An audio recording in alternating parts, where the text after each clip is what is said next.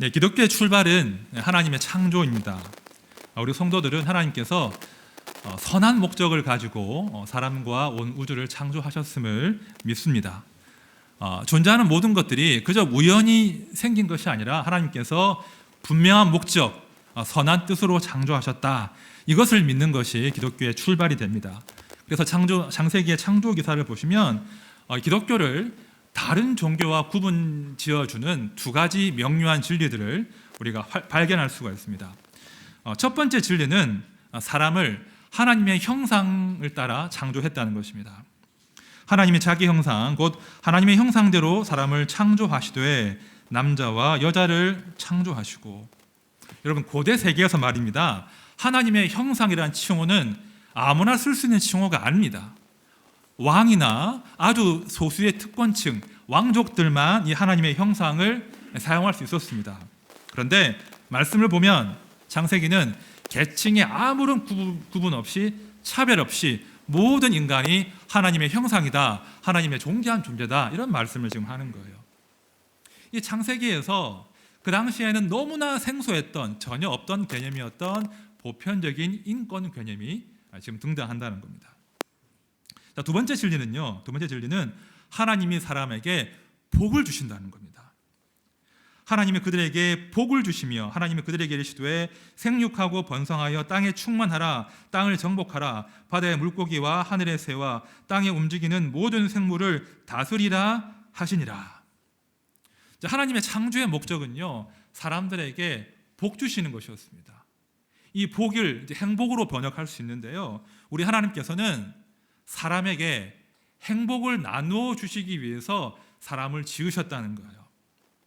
자, 이 개념 또한 당시 고대 사회에서 보면 굉장히 낯설고 어색한 개념이었습니다. 창세기의 이 창조 기사와 이제 비교할 만한 그 당시의 창조 신화가 있는데요. 고대 바벨론의 그 창조 신화인 에뉴마 엘리시라는 창조 기사가 있습니다. 제가 한번 그 내용을 읽어드리겠습니다. 잘 보십시오. 나 마루둑은 피를 모으고 뼈들이 생겨나게 할 것이다. 내가 미개인을 만들 것이고 그 이름은 사람이 될 것이다. 진실로 내가 미개한 사람을 창조할 것이다. 그는 신들의 수고를 대신할 것이요 신들은 쉬게 될 것이다. 에아가 마루둑에게 신들의 안위를 위한 다른 묘안을 주었다. 킹구의 피로 인류를 만들었다. 그는 신들을 섬기게 하고 신들에게는 자유를 주었다. 이런 내용이 이제 바벨론 신화에 나와 있는데요. 이 바벨론 신화는 그 당시 고대인들의 세계관과 사람에 대한 그 태도를 여실히 보여주는 것인데요. 이 신화에 따르면 사람은 존귀한 존재가 될 수 없습니다. 미개한 존재예요. 사람이 창조된 이유는 신들의 수고를 덜어주기 위함이에요.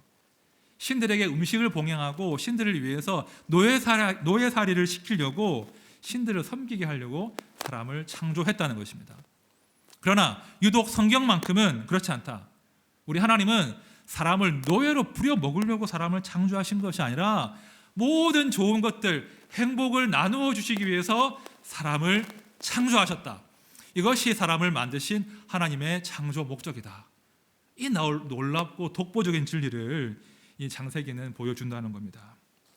더 중요한 것은요, 이 하나님의 창조 행위는 그 태초에 그친 것이 아니라 지금도 여전히 우리 하나님은 우리 인생들에게 좋은 것들을 나누어 주시고 그 창조 행위가 지금도 이어진다는 것입니다. 자, 사도행전 17장 말씀 들어보십시오. 또 사람이 또 무엇이 부족한 것처럼 사람의 손으로 섬김을 받으시는 것이 아니니 이는 만민에게 생명과 호흡과 만물을 친히 주시는 이심이라. 이 현재형인데요. 지금 우리 하나님께서는 천지를 창조하시고 사람을 창조하신 다음에 그래 알아서 살아 하면서 무관심하거나 멀리 떠나지 않으셨다는 거예요. 하나님 우리 가운데에서 친히 만민에게 생명과 호흡과 모든 좋은 것들을 지금도 나누어 주신다. 우리 하나님이 우리 가운데 그 하나님의 창조 행위를 중단하지 않으신다. 이것이 우리 성도들의 믿음이에요. 자, 그래서 우리 주님이 이런 말씀을 하지 않으셨습니까? 요한복음 5장입니다. 예수께서 그들에게 이르시되 내 아버지께서 이제까지 일하시니 나도 일한다 하시매. 우리 하나님은 쉬지 않으십니다. 우리에게 좋은 것 주시기 위해서 지금도 일하신다는 거예요. 자, 오늘 우리가 읽은 말씀이 에스겔 37장인데요. 아주 유명한 말씀 아니겠습니까? 그죠? 마른 뼈가 살아나서 하나님의 큰 군대를 이루는 그런 유명한 말씀인데요. 우리 하나님은요, 무에서 유를 창조하십니다. 우리 하나님은 죽음 가운데서 생명을 일으키신다는 거예요. 그것이 오늘 말씀에 담긴 진리입니다. 이것이 우리 신앙 고백이죠. 오늘 저는요, 이 말씀을 기반으로 해서 우리 인생에도 이 하나님께서 생명을 창조하시는 이 생명의 창조가 다시 재현되기를 기대하면서 함께 말씀을 보도록 하겠습니다. 먼저 1절과 2절 말씀을 제가 다시 한번 보겠습니다. 한번 상상력을 발휘하셔서 한번 말씀을 들어보십시오. 여호와께서 권능으로 내게 임재하시고 그의 영으로 나를 데리고 가서 골짜기 가운데 두셨는데 거기 뼈가 가득하더라. 나를 그 뼈 사방으로 지나가게 하시기로 본즉 그 골짜기 지면에 뼈가 심이 많고 아주 말랐더라. 조금만 상상력을 더해보면 굉장히 무서운 장면이지 않겠습니까? 사람들이 이제 죽어서 골짜기에 이제 시체가 가득한데 너무 많이 죽으니까 사람을 매장할 수가 없는 거예요. 그래서 그 시체가 골짜기를 가득 채우고 마침내는 그 뼈가 마른 상태로 골짜기를 가득 채운 굉장히 무섭고 끔찍한 장면입니다. 하나님이 왜 에스겔에게 이런 무서운 장면을 지금 보여주시겠습니까? 이것이 마른 뼈가 가득한 이 상태가 너희 이스라엘의 지금 현 상태야, 너희들의 실존이야. 그 말씀을 지금 에스겔에게 하시는 겁니다. 다시 일어설 수 있는 가능성, 다시 소생할 가능성이 도무지 없는 그런 참담한 상태에 너희가 지금 빠진 것이다 라고 아프지만 에스겔을 통해서 이스라엘의 실존을 지금 보여주시는 거예요. 그리고 그런 참혹한 현장에서 그 죽음과 침묵과 절망의 골짜기에서 에스겔에게 질문을 던지면서 오늘 본문이 쭉 이어지는 겁니다. 오늘 본문은요, 크게 두 가지 구조입니다. 하나님의 질문이 있고요, 그 질문에 대한 하나님의 답, 하나님의 대안이 있습니다. 하나님이 자문자답하시는 것이 오늘 본문의 내용이 되겠습니다. 자, 먼저 3절 보십시오. 하나님의 질문입니다. 그가 내게 이르시되 인자야 이 뼈들이 능히 살 수 있겠느냐 하시기로 내가 대답하되 주 여호와여 주께서 아시나이다. 자, 주님께서 그 뼈가 가득한 그 참혹한 현장 가운데서 에스겔에게 질문을 하시는 거예요. 에스겔아, 인자야, 사람아, 네가 볼 때 이 뼈들이 능히 살 수 있겠느냐?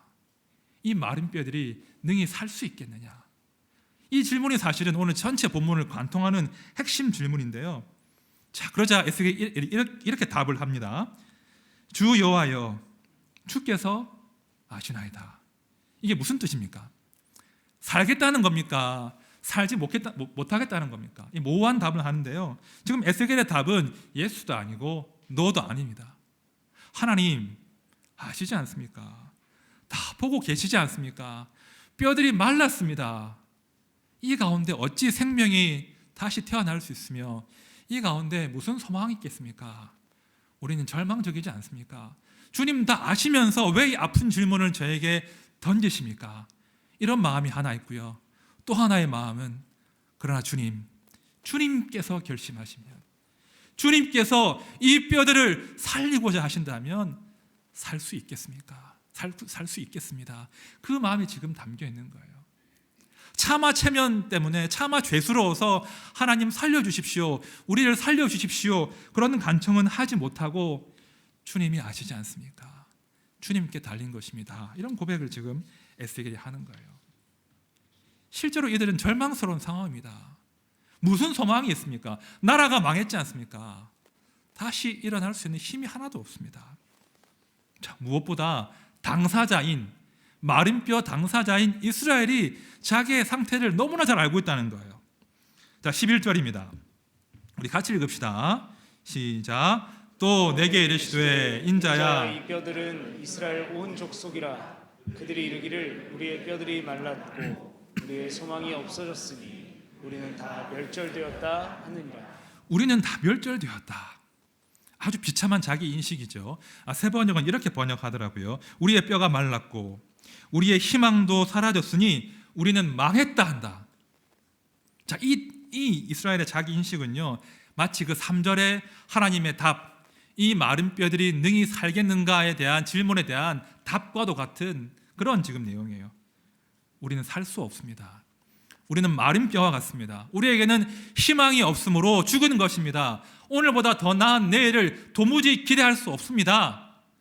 자포자기한 심정을 지금 토로하는 거예요. 계속 말씀을 보시면 12절과 13절 말씀을 보시면 지금 이스라엘 백성들은요, 심지어 무덤을 파고 그 무덤 속에 자신을 집어넣는 그런 지경까지 빠져든 거예요.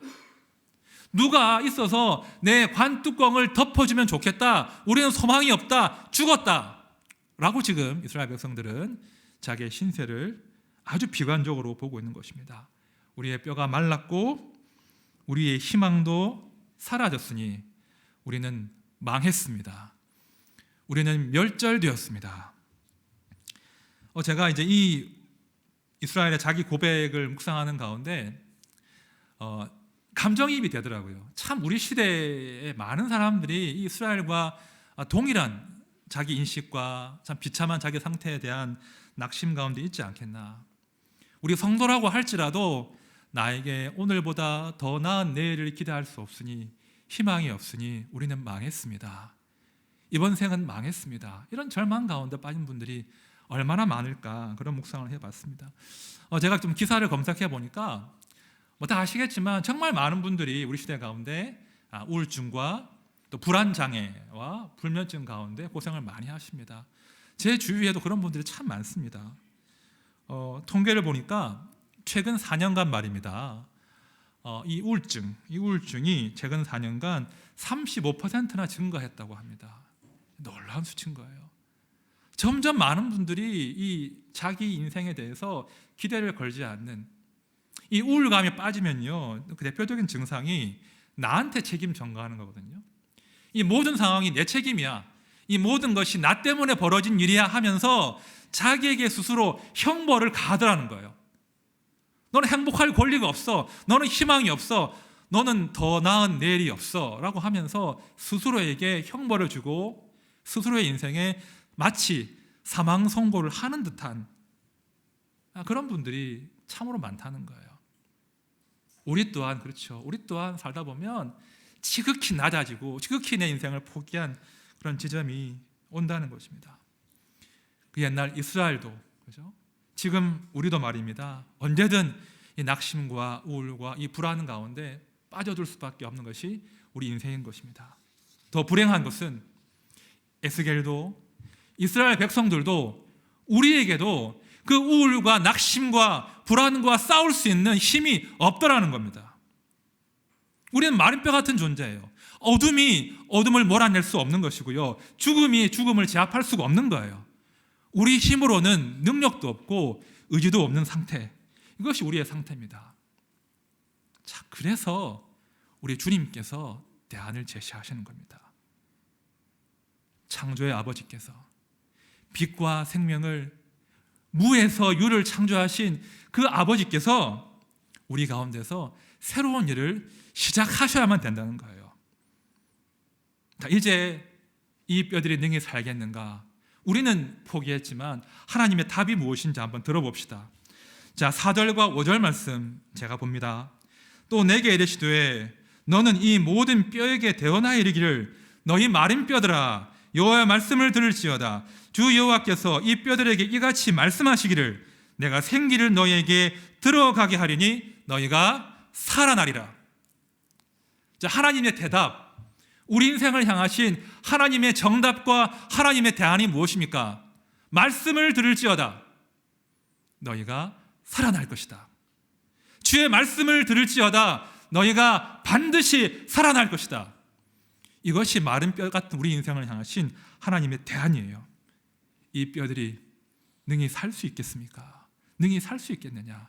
에스겔도 이스라엘도 절망했으나 하나님은 대안을 제시하십니다. 너희 마른 뼈들아 여호와의 말씀을 들을지어다. 그리고 살아나라. 여러분, 그 마른 뼈들이 말씀을 들을 수가 있습니까? 죽었잖아요, 그죠? 마른 뼈들이 하나님 말씀을 들을 수는 없거든요. 그러니까 지금 이 상황은요, 마치 무에서 유를 창조하셨던 흑암과 혼돈과 그 무질서 가운데서 생명을 일으키셨던 하나님의 창조를 연상케 하는 대목인 거예요. 마른 뼈를 향하신 그 하나님의 말씀은, 그죠? 이제 하나님의 생명의 창조가 시작되었음을 지금 선포하는 겁니다. 그리고 그 말씀대로 지금 성취가 된다는 거예요. 자, 7절과 8절 말씀으로 다 함께 보겠습니다. 시작. 이에 내가 명령을 따라 대언하니 대언할 때에 소리가 나고 움직이며 이 뼈 저 뼈가 들어맞아 뼈들이 서로 연결되더라. 내가 또 보니 그 뼈에 힘줄이 생기고 살이 오르며 그 위에 가죽이 덮이나 그 속에 생기는 없더라. 너무 놀라운 장면이지 않습니까? 식상하십니까? 너무 놀랐거든요. 막 흩어져 있던 뼈들이 막 서로 붙고 연결되어서 사람의 형체가 되더니 힘줄이 덮이고 살이 오르고 그 위에 가죽이 싹 덮이는 거예요. 그렇죠? 무에서 유가 지금 창조되는 겁니다. 죽음 가운데서 생명이 일어나는 거예요. 창세기 1장에서 그 흑암을 꿰뚫고 죽음을 꿰뚫고 빛이 있으라 말씀하시던 그 하나님의 창조의 능력이 마른 뼈 위에 부러지니까 그 마른 뼈가 가득한 골짜기가 하나님의 군대가 일어서는 그런 골짜기가 된 것입니다. 자, 그런데요, 이것으로 충분치 않더라는 겁니다. 형체는 생겼는데 뭐가 없습니까? 생기가 없는 거예요. 그래서 하나님께서 그 군대 가운데, 그 사람 가운데 생기를 불어넣으십니다. 자, 9절과 10절 말씀 제가 봅니다. 또 내게 이르시되 인자야 너는 생기를 향하여 대언하라. 생기에게 대언하여 이르기를 주 여호와께서 이같이 말씀하시기를 생기야 사방에서부터 와서 이 죽음을 당한 자에게 불어서 살아나게 하라 하셨다 하라. 이에 내가 그 명령대로 대언하였더니 생기가 그들에게 들어가매 그들이 곧 살아나서 일어나 서는데 극히 큰 군대더라. 아멘. 자, 이 생기는요, 루아흐, 히브리어 루아흐인데요, 바람 이런 뜻입니다. 바람이 분다 할 때 이 바람인데 사실은 하나님의 숨, 하나님의 호흡, 이것을 의미하는 게 생기입니다. 첫 사람을 창조하시고 흙으로 사람을 다 창조하신 다음에 바로 사람이 되었습니까? 꼭 필요한 단계가 있었죠. 어떻게 하셨습니까? 생기를 불어넣으셨잖아요. 그렇죠? 하나님의 호흡, 하나님의 영이 그 사람에게 들어가자 그 사람이 생명이 된지라. 그렇죠? 하나님의 호흡을 마셔야, 하나님의 숨이 그 사람에게 들어가야 그 사람이 진짜 사람이 된다는 거예요. 여러분, 살아서 움직인다고 사람 아닙니다. 사람의 형체를 가졌다고 온전한 사람으로 살 수 있는 것이 아닙니다. 뭐가 필요하다고요? 하나님의 숨, 하나님의 영과 생기가 그 심령 가운데 불어넣어져야 비로소 그가 사람이 된다는 것입니다. 우리가 매일매일 매 순간 내 가진 것으로 사는 것이 아니라 하나님의 호흡을 내 심령 가운데 불어넣어 주십시오. 하나님의 영을 우리에게 나누어 주십시오라고 간구할 수밖에 없는 이유가 여기 있는 거예요. 생기가 불어넣어져야, 하나님의 호흡이 우리 가운데 담겨야 우리가 비로소 제대로 된 사람이 될 수 있다는 것입니다. 자, 그런데요, 우리가 그렇게 살지 못하는 것 같아요. 그죠? 하나님의 말씀과 하나님의 생기로 충만한 삶을 살아야 되는데 사실은 전혀 그렇지 않은, 생기 없는, 성령 없는 삶을 살 때가 많더라는 거예요. 가만히 보니까 우리 안에 영혼 안에 말입니다, 두 가지 자아가 싸우고 있는 것 같습니다. 첫 번째 자아는요, 하나님의 생기로 충만한 자예요. 말씀 안에서, 하나님의 약속 안에서 발견한 나, 그죠? 이게 진짜 나죠. 그런 나가 하나 있고, 또 하나는요, 하나님의 말씀과 전혀 상관없는 하나님 밖에 있는 나라는 존재가 있다는 거예요. 세상 가운데서 늘 실패하고 넘어지고 비교하고, 그죠? 탐심을 부리고 결국은 낙심할 수밖에 없는 그 나, 두 가지 자아가 서로 싸운다는 거예요. 내 영혼의 주도권을 쥐기 위해서, 그죠? 한쪽 자아는 하나님의 말씀 안에서 나를 향하신 하나님의 계획 가운데서 내 자아가 튼튼해지기를 소망해요. 다른 한편 자아는 내 인생을 바라보는 세상의 시선과 나의 시선으로 한없이 초라해지고 작아지는 거예요. 늘 싸웁니다. 늘 싸우는데 불행하게도 많은 경우 우리는 싸움에서 진다는 거예요. 내 인생을 향하신 하나님의 시선과 하나님의 계획이 내 자아를 생기 있게 만들어야 되는데 오히려 아주 의기소침해서 낙심해서 마치 마른 뼈 같다는 그런 자기 참담한 인식처럼 나는 소망이 없다라고 자기 인생을 과소평가하는 일이 너무나 많다는 겁니다. 우리의 장래에 대한 그 하나님의 말씀과 기대가 없는 스스로 무덤 속으로 들어가려고 하는 그런 자아가 이길 때가 너무나 많다는 거예요. 아무리 하나님이셔도 이런 내 삶은 어찌할 수 없으실 거야. 나는 소망이 없어. 나는 기대가 없어. 그런 인생 가운데 사는 분들이 참으로 많다는 겁니다. 여러분, 그러나 기억하십시오. 지금 우리의 의지나 지금 우리의 상태와 상관없이 하나님은 지금도 일하고 계십니다. 태초에 그 혼돈과 무질서와 흑암과 공허를 뚫고 생명을 창조하신 하나님께서 지금도 우리 심령 가운데서 당신의 말씀과 당신의 생기를 불어넣으시기 위해서 지금도 말씀하시고 지금도 일하신다는 거예요. 제가 설교 초반에 인용한 요한복음 5장 말씀 제가 다시 한번 봅니다. 예수께서 그들에게 이르시되 내 아버지께서 이제까지 일하시니 나도 일한다 하시매. 여러분, 지금 예수님이 무슨 일을 하신다는 겁니까? 요한복음 5장에서 그 38년 된 병자, 자기 인생에 대한 기대가 조금도 없던 그 병자를 일으키시기 위해서 일하신 그 예수님께서 지금도 우리 위해 일하신다는 거예요.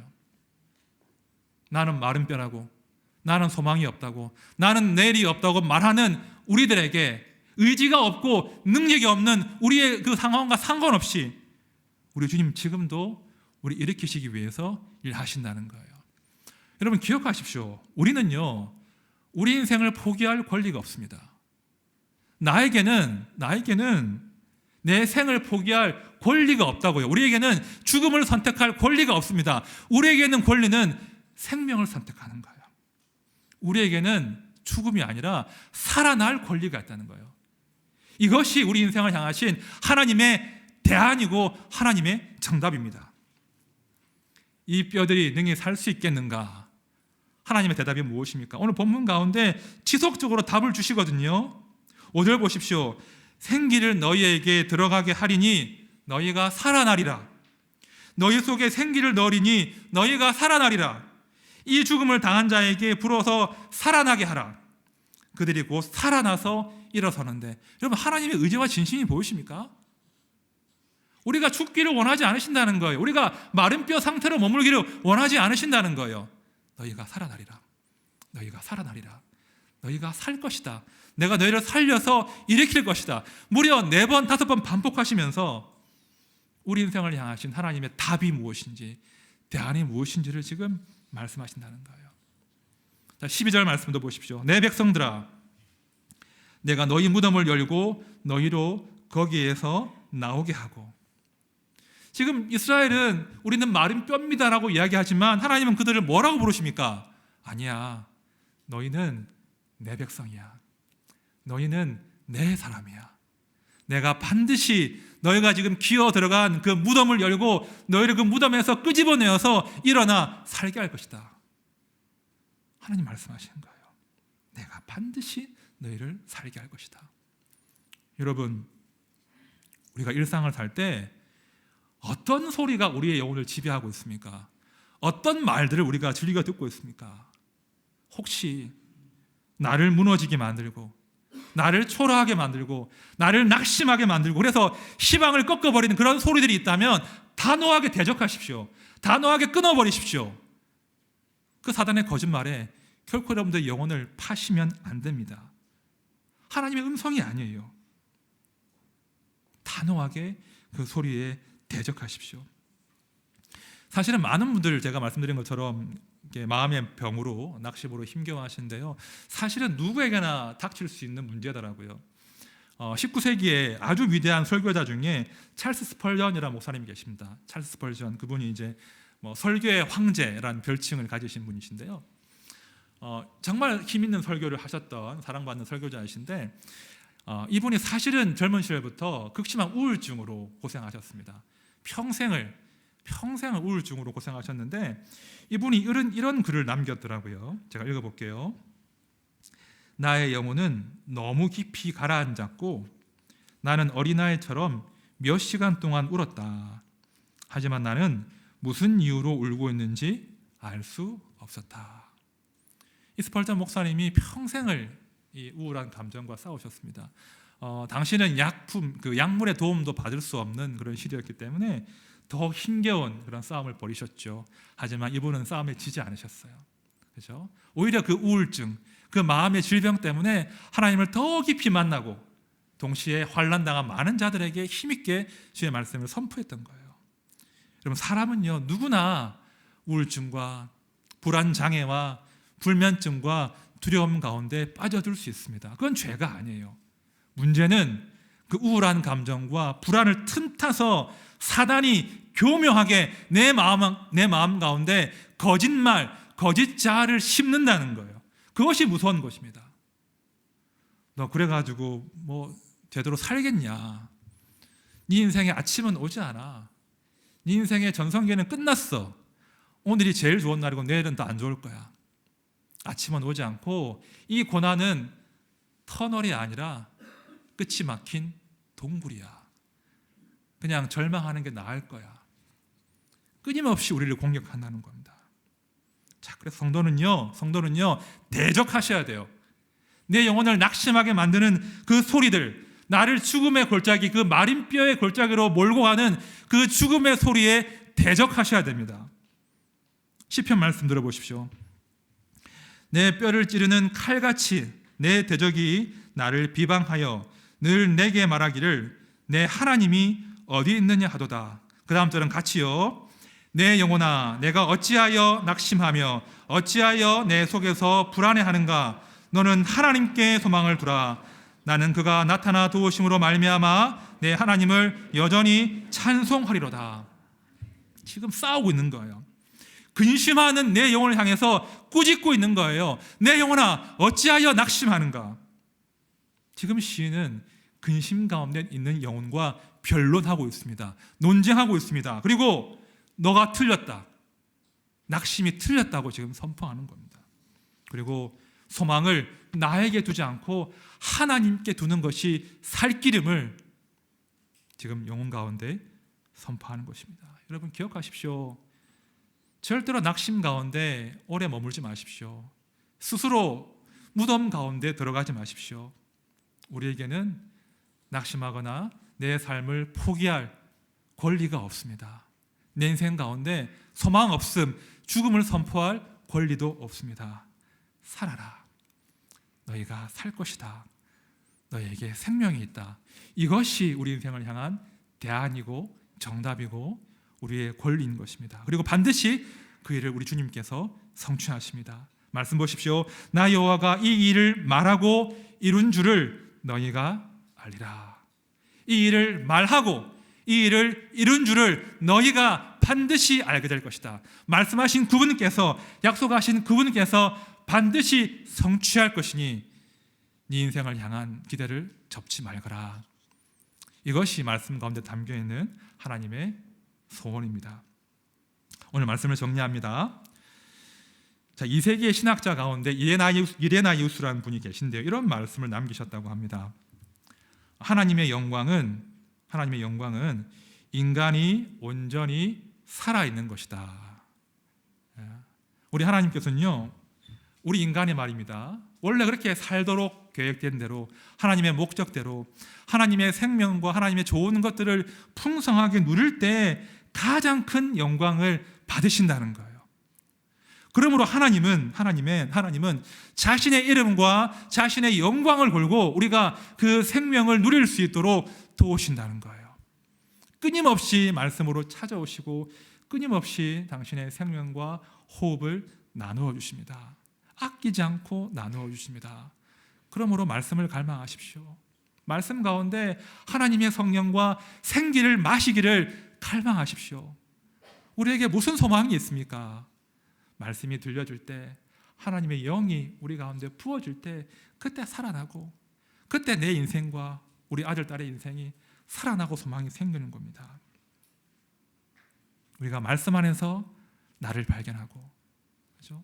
나의 의지와 능력이 아니라 주의 성령으로 무장할 때 우리는요, 하나님이 원래 창조하신 목적대로 이 땅 가운데서 하나님의 생명을 풍성히 누릴 수가 있는 것입니다. 함께 하신 모든 우리 하나드림의 가족들이 너희가 살아나리라, 너희가 살아날 것이다, 이 말씀이 우리 삶 가운데 온전히 성취되는 것을 목도하시고 풍성히 누리시는 모두가 되시기를 진심으로 축원드립니다. 우리 찬양합시다. 제가 자주 이런 말씀 드리죠. 하나님 자주 불러야 된다고, 그죠? 예수님 자주 불러야 된다고. 우리가 그분을 자주 내 삶 가운데 초청하고 부르는 게 굉장히 중요합니다. 하나님, 내 영혼 가운데 말씀해 주십시오. 내 영혼은 마른 뼈다귀와 같습니다. 내 영혼 가운데 생기가 없습니다. 당신의 영을 좀 내 심령 가운데 불어넣어 주십시오.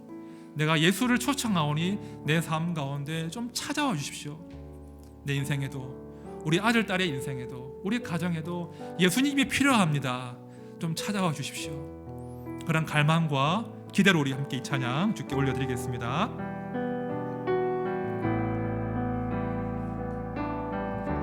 오 나의 자비로운 주여, 오 나의 자비로운 주여, 나의 몸과 영혼을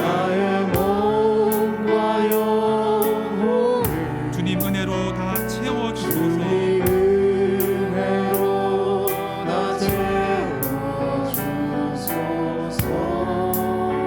이 세상 괴로움 걱정 주여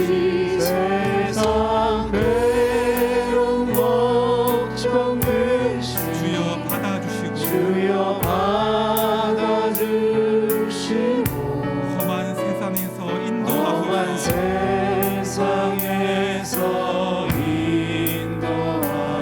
우리 주님의 이름을 부릅시다.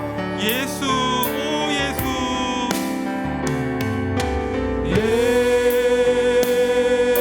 예수, 오 예수, 지금 오셔서. 우리 주님을 갈망합시다. 예수, 오 예수,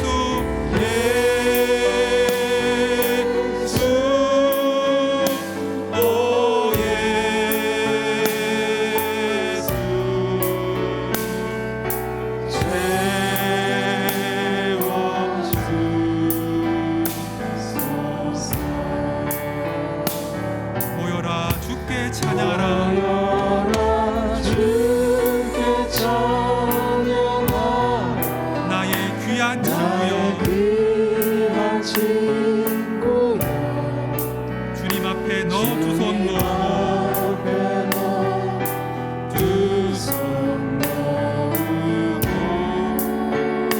오 너의 슬픈 세상 눈물,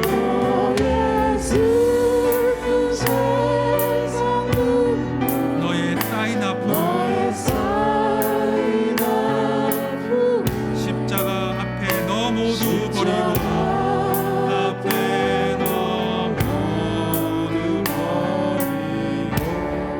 우리의 마음을 활짝 엽시다. 예수, 오 예수, 예수,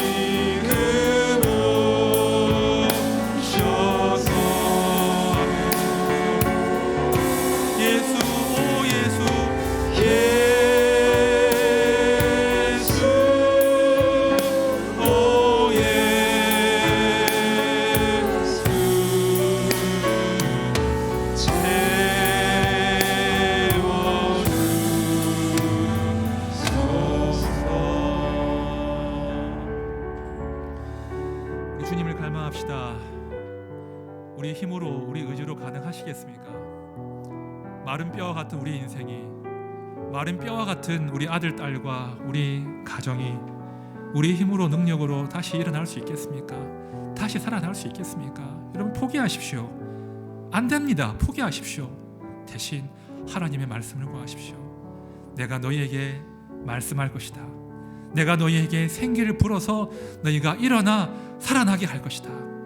내가 너희를 살아나게 할 것이다. 우리 주님을 갈망합시다. 하나님, 내 인생 가운데, 우리 가정 가운데, 아들 딸의 인생 가운데 우리를 살리시는 하나님의 말씀과 하나님의 영을 체험하게 해주십시오. 비록 나의 인생이, 우리 남편과 우리 아내와 우리 아들 딸의 인생이 마치 마른 뼈와 같이 소생의 희망이 없지만 주께서 말씀하신다면, 주께서 영을 부어주신다면 살아날 줄로 믿습니다. 주님 말씀하시고 영으로 채워 주시옵소서. 우리 간절히 기도합시다. 하나님 아버지,